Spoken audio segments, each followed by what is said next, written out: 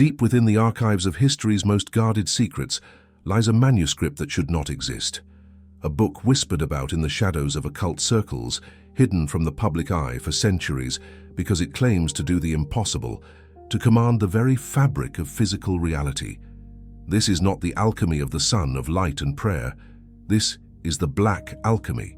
While the common seeker looks for spiritual enlightenment, the practitioner of the black art looks for power. The power to manifest matter from the void, to condense thought into solid form, and to bridge the gap between the invisible and the tangible. Most have dismissed these texts as metaphors or madness, but for those who can read between the lines of the ancient ciphers, it is a technical manual for the architecture of the universe. Tonight, we open the pages of this forbidden manuscript. We will not talk of myths, we will talk of the actual step-by-step mechanics of the great work. We are going to explore the 7 gates of manifestation, from the terrifying dissolution of the self to the final dangerous multiplication of the Red Tincture. Be warned, the information you are about to hear was once punishable by death. It does not ask for your belief, it demands your transformation. Once you understand how the world is truly built, the reality you see around you will never look solid again. You are about to enter the lab of the Black Alchemist. Let us begin with the first secret, the source of all creation found only in the absolute dark. Before we begin, you can leave a like, subscribe, and leave your comments at any time. Let's get started. To master the manifestation of matter, one must first descend into the absolute darkness of the Prima Materia. In the oldest, most guarded manuscripts of the black art, the first matter is not a mineral you can find in the earth or a chemical stored in a vial. It is described as a heavy shadow, a chaotic, unorganized state of existence that precedes the birth of light. To the Black Alchemist, this is the dark earth, the fertile abyssal soil from which all physical reality is extracted. The texts insist that before a practitioner can create, they must return to this primordial void. It is the raw digital code of the universe, silent and formless, waiting for a will to give it shape. The manuscript reveals a profound and terrifying truth. Matter is merely trapped light, and to release it, one must navigate the darkness. This first stage of the work requires you to identify the Prima Materia within yourself. It is located in the most rejected, obscure parts of the human psyche, the desires and fears we bury. The book teaches that what is discarded by the world is the cornerstone of the work. You do not look for the source of wealth or physical objects in the bright, superficial world. You find the seed of gold in the blackest depths of the subconscious. This is why the path is forbidden. It demands that you look directly into the eyes of the chaos that existed before the stars were born. In this state of profound stillness, the alchemist learns to perceive the etheric wind, the invisible currents that move beneath the surface of what we call solid. The manuscript contains a recurring warning: do not seek to build upon the old. To manifest new matter, the space must be utterly empty. You are instructed to enter a state of sensory deprivation where the physical world ceases to exist. Only when the external reality has been completely dissolved can the black sun rise. This internal sun provides the heat necessary to begin the fermentation of the void. It is a cold, dark heat that vibrates at a frequency capable of slowing down pure energy until it begins to thicken. As you sit in this darkness, the manuscript describes the sensation of the weight of the void. It is the moment when the mind realizes that the vacuum is not empty, but rather pressurized with infinite possibilities. Every object you desire to bring into the physical plane already exists here in a state of potentiality. The secret of the Black Alchemist is not creating from nothing, but rather condensing what is already there. You are taught to treat your mind as a gravitational well, drawing the scattered particles of the Prima Materia toward a single localized point. This is the foundation of the art, the understanding that all matter is simply frozen thought, waiting for a master to command its temperature. The earth is the mother of all, but the darkness is her womb. This short, cryptic sentence found in the margins of the manuscript summarizes the first gate. You cannot manifest a single grain of sand if you are afraid of the dark, for the dark is the substance of the universe itself. By aligning your vibration with the Prima Materia, you cease to be a victim of circumstance and become a participant in the original act of creation. You are no longer looking at the world, you are looking at the clay from which the world is made. Once you have touched this first matter, the physical laws of the world begin to lose their grip on your reality, preparing you for the next, more violent stage of the transformation. Once the Prima Materia has been identified within the silence of the void, the manuscript shifts its focus to the most volatile element of the operation, the practitioner themselves. This is the calcination of the ego, a process described not as a gentle transition, but as a total incineration.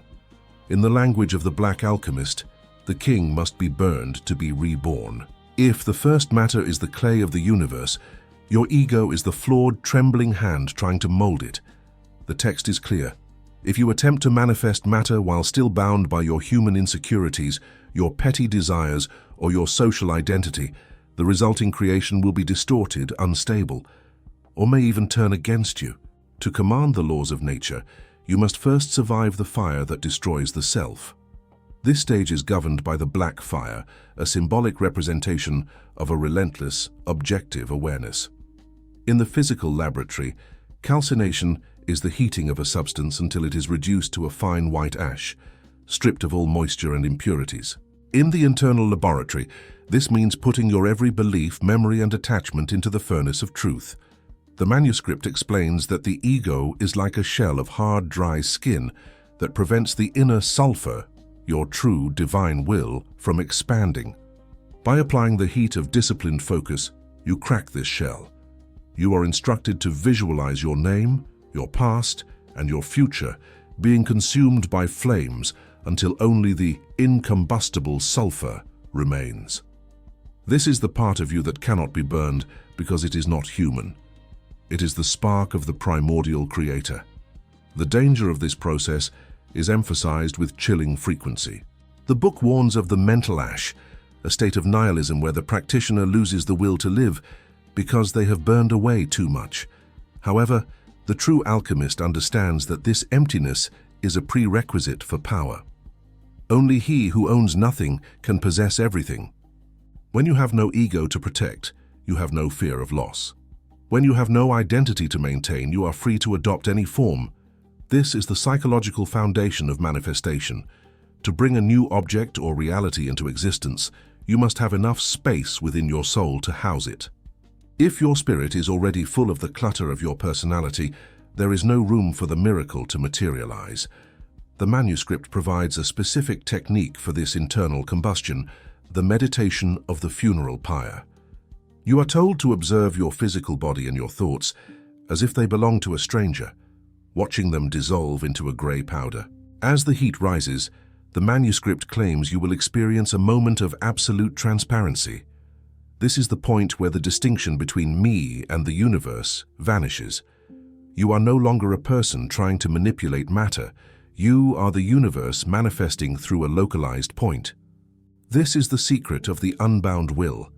When the ego is silenced, the will becomes a laser-like force capable of penetrating the density of the physical world with ease. By the end of this stage, you are no longer the person who began the book.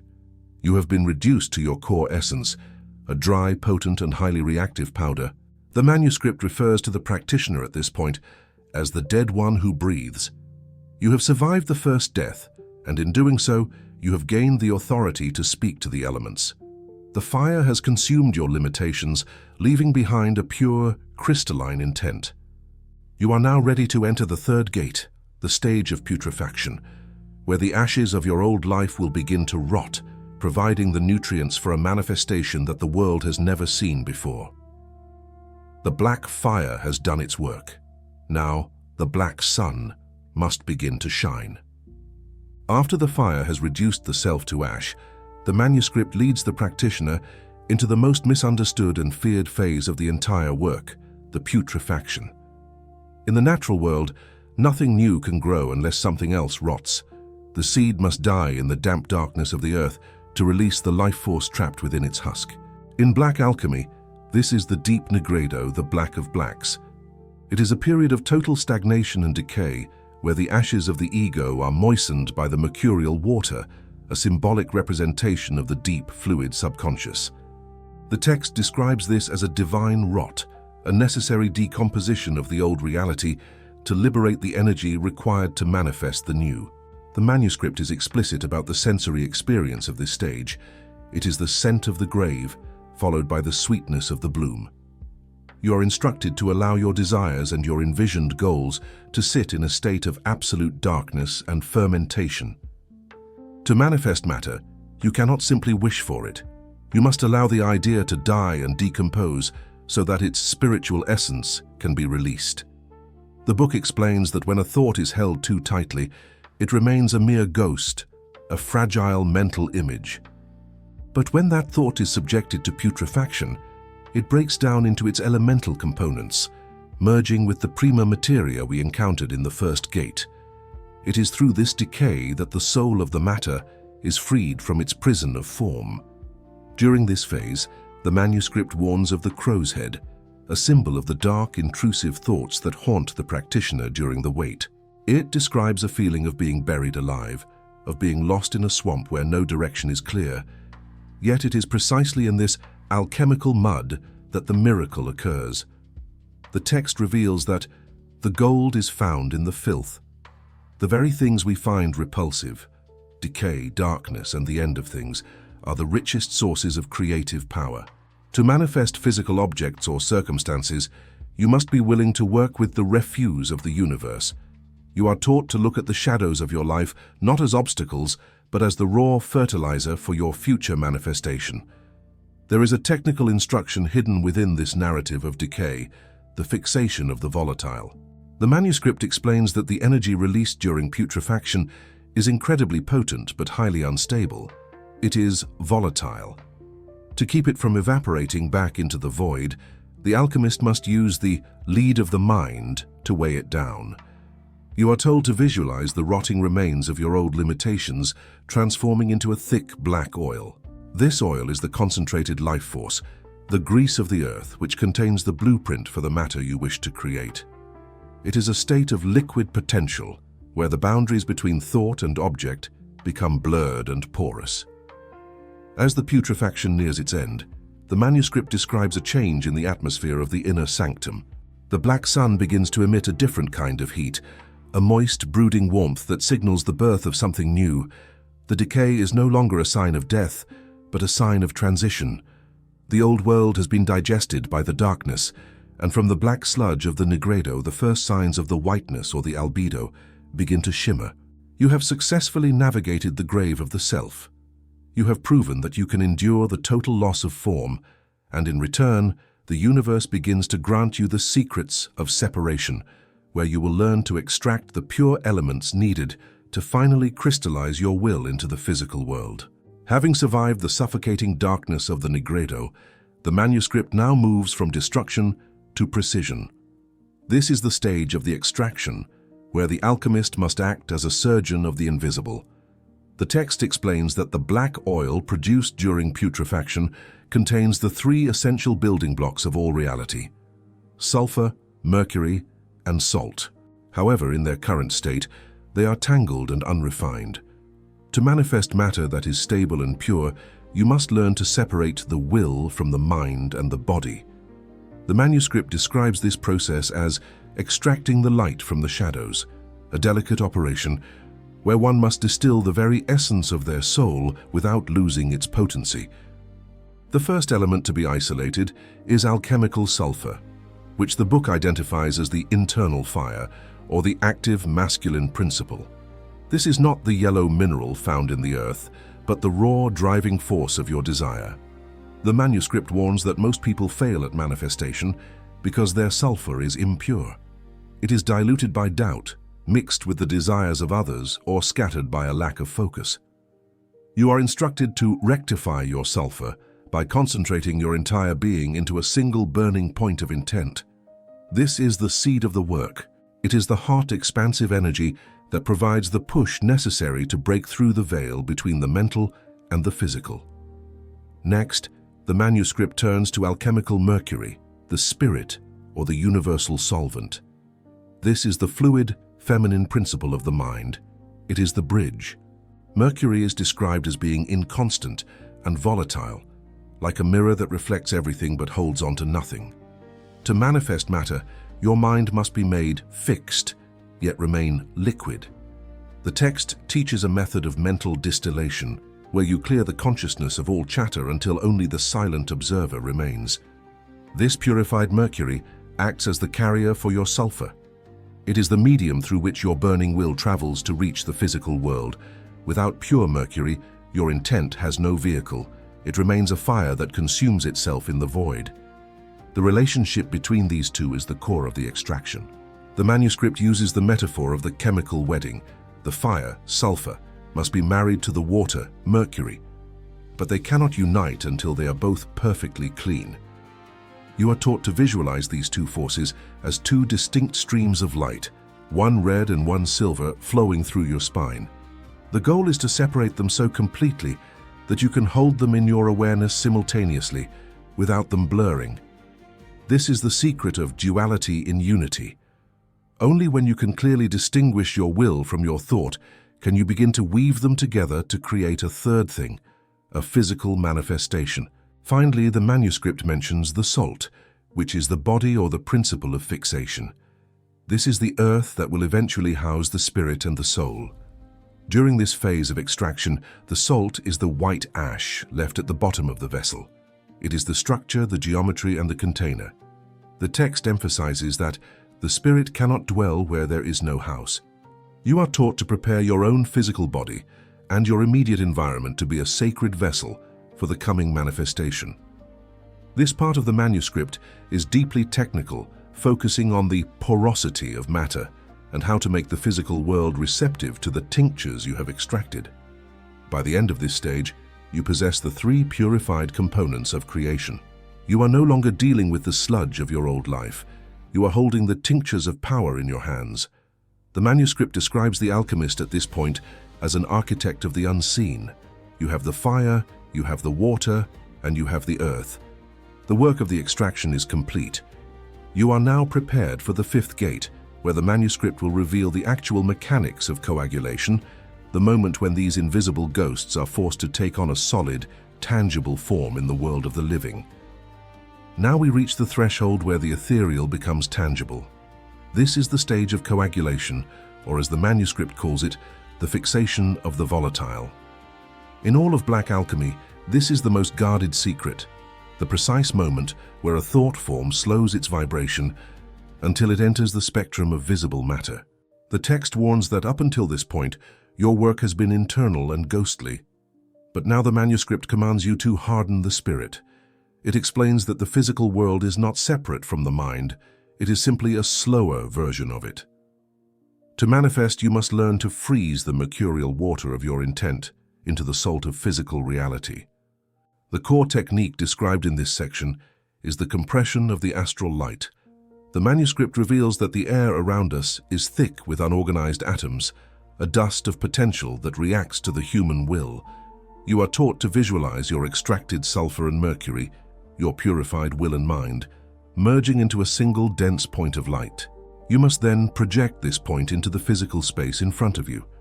The book describes a sensation of thickening the air, as if you are stirring a liquid that is slowly turning into a solid. It is a process of mental crystallization. Just as salt forms in water as it evaporates, the manuscript teaches that matter forms in the void as the distractions of the mind are removed. A critical concept introduced here is the law of the signature. The manuscript explains that every physical object has a frequency signature. To manifest a specific thing, be it gold, a document, or a physical circumstance, you must resonate with its inner tone. The text provides instructions on how to hear the vibration of the material world. It claims that once you can match the internal vibration of your will to the external vibration of the desired object, the two will naturally coagulate. They are drawn together by a spiritual gravity that the book calls the Great Magnet. You are not forcing matter to appear. You are removing the resistance that prevents it from being there. The manuscript stresses the importance of the final breath. It describes a specific breathing technique where the alchemist inhales the chaotic energy of the room and exhales a structured, informed intent. This breath acts as the final catalyst, the binding agent, that pins the invisible image to the physical coordinate. At this moment, the text says, "The word becomes flesh." There is a warning, however. If your focus wavers for even a second during the coagulation, the matter will be stillborn. It will manifest as a shadow, a glitch, or a fleeting hallucination that cannot sustain its own existence in the light of day. During this phase, the manuscript describes the appearance of the white stone, or the albedo. This is a state of perfect clarity. You are told to look for the shimmer, a visual distortion in the air that indicates the veil is thinning. This is the evidence that your work is moving from the realm of imagination into the realm of physics. The book tells the practitioner to be as cold as stone and as steady as the mountain. Any emotional excitement will overheat the process and cause the coagulating matter to evaporate back into the mercurial state. You must remain a detached observer of your own miracle. As the coagulation nears completion, the manuscript describes the feeling of the snap, the moment when the energetic structure finally locks into place. The object or the reality you have been working toward is no longer a mental image. It has acquired weight. You can feel its presence in the room even with your eyes closed. You have successfully bypassed the laws of traditional cause and effect. You have commanded the invisible to obey the visible, but the work is not yet permanent. The manuscript now prepares you for the sixth gate, the creation of a physical anchor, to ensure that your manifestation does not slip back into the void from which it came. Having forced the invisible to take shape, the manuscript now addresses the problem of permanence. In the physical world, things tend to dissolve, energy dissipates, and reality is prone to leakage. This is the stage of talismanic alchemy, where the practitioner creates a black stone. Not the legendary philosopher's stone of the daylight path, but a physical anchor designed to hold a manifestation in place. The text explains that to keep a miracle from evaporating, it must be chained to a material object. This object acts as a localized battery, a point of constant pressure that reminds the universe to keep your intent in a solid state. Without this anchor, the manifestation is merely a specter that will fade as soon as your mental focus shifts. The manuscript provides detailed instructions on the selection of a vessel. It suggests using high-density materials, lead, iron, or dark stones like obsidian, because they possess a slow atomic vibration that is naturally resistant to change. You are taught to charge this stone by bathing it in the shadow of the moon and burying it in the earth for a cycle of 7 days. During this time, the stone is said to become hungry. It loses its own identity and becomes a vacuum ready to swallow the specific vibration of your work. The book refers to this as creating a black hole in the material world, a point of absolute receptivity where your will can finally take root. A specific ritual of projection is described here. The alchemist is told to hold the manifested will in the mind's eye while touching the physical anchor. You are instructed to pour the extracted sulfur and mercury, the fire and the water of your soul, into the cold, hard salt of the stone. The manuscript uses the term, the fixation of the soul in the mineral. As you do this, the stone is said to change its energetic weight. It may feel unnaturally heavy or vibrate with a low, subaudible hum. This is the sign that the anchor is set. The stone is now a talisman of manifestation, a bridge that stays open 24 hours a day, even when you are sleeping or distracted. The text also warns of the gaze of the world. It explains that other people's perceptions are a form of destructive interference that can dissolve your manifestation.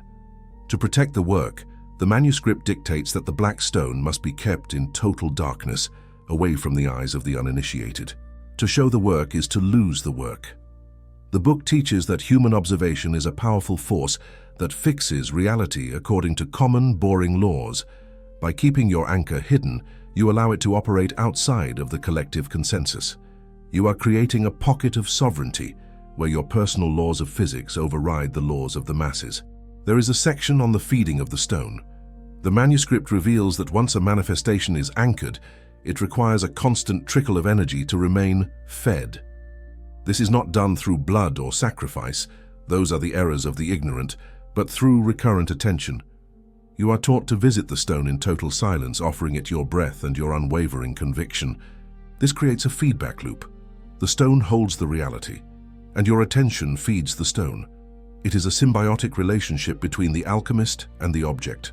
The manuscript claims that, over time, the stone will become so saturated with your intent that it will begin to bleed its influence into the surrounding environment, shifting the very fabric of your life to match your desire. By the end of this gate, your manifestation is no longer a fragile thought. It is a fortified reality. You have created a permanent bridge between the void and the earth. The manuscript describes the practitioner at this stage as a landlord of the unseen, someone who has successfully claimed a piece of the infinite and fenced it off for their own use. But as the work nears its conclusion, the book turns to a darker, more solemn tone. The seventh gate awaits, the gate of the price and the multiplication, where you will learn how to expand your power and, more importantly, how to pay the debt you have incurred to the universe for bending its laws. The final gate of the manuscript brings us to the ultimate mystery and the most sobering realization: the multiplication and the debt. In the world of the Black Alchemist, nothing is ever created from a true vacuum without an exchange of force. To manifest matter is to borrow energy from the future or from the surrounding environment. This seventh stage is dedicated to the Red Tincture, the final state of the work, where the white stone of clarity is fermented further until it turns blood red. This color signifies that the manifestation has gained life and pulse. It is no longer a static object. It is now a living part of your reality that can grow, replicate, and multiply itself without your constant intervention. The manuscript explains the process of multiplication as a geometric expansion of power. You are taught to take the essence of your first successful manifestation and project it back into the Prima Materia. Just as a single spark can set an entire forest ablaze, a single grain of the red tincture can transform a large quantity of base reality into gold. The text describes a technique of mental resonance where you use the success of your first creation to infect the rest of your life. If you have manifested a physical object, you use the feeling of its weight and its reality to act as a catalyst for larger, more complex manifestations. This is the secret of the infinite harvest. Once the first bridge is built, the rest of the universe begins to cross it. However, it is here that the manuscript reveals its most chilling truth: the equilibrium of the void. The book states clearly that the universe is a closed vessel. When you manifest wealth, health, or objects through the black art, you are creating a deficit elsewhere. This is the black debt. The manuscript does not speak of sin or karma in a religious sense, but in a purely energetic one. For every atom you force into existence, a corresponding amount of vitality must be paid. The text warns that if the alchemist does not consciously provide this payment, the universe will take it from their own life force, their longevity, or their mental stability. This is why many who found the livre interdit ended their lives in madness or exhaustion. They grew rich in matter, but became ghosts in spirit. To balance the scales, the manuscript provides the method of transmutation. It teaches you to sacrifice your lesser desires to pay for your greater ones. You are instructed to identify parts of your life that are stagnant, old habits, useless relationships, or redundant memories, and burn them as fuel to sustain your new manifestations. It is a process of constant pruning. You must become the gardener of your own reality, deciding what must die so that your manifested will can live. This is the true meaning of the red tincture. It is colored by the lifeblood of what you have willingly given up to become a master of matter. The book concludes with a final warning regarding the final projection. It describes the moment when the alchemist becomes so successful at manifestation that they risk losing their connection to the true source. If you surround yourself only with the things you have created, you become a prisoner in a palace of your own mirrors. The manuscript advises the practitioner to always leave one window open to the great void. It tells you to never forget that the objects you have manifested are ultimately solidified shadows. They are tools, not gods. The ultimate goal of the Black Alchemist is not to own the world, but to prove that the world is a fluid, malleable dream. As the text ends, it returns to the silence of the first page. You have traveled from the darkness of the void, through the fire of the ego, the rot of the soul, and the crystallization of the spirit. You now hold the power to shape the physical plane according to your image. But the final sentence of the manuscript remains a haunting reminder. He who holds the stone holds the world, but he who holds the world has no hands left to hold himself. You are now a creator, standing on the edge of a reality of your own making, armed with the knowledge of the black art. The question is no longer how to manifest, but what you are willing to become to sustain the weight of your own creation.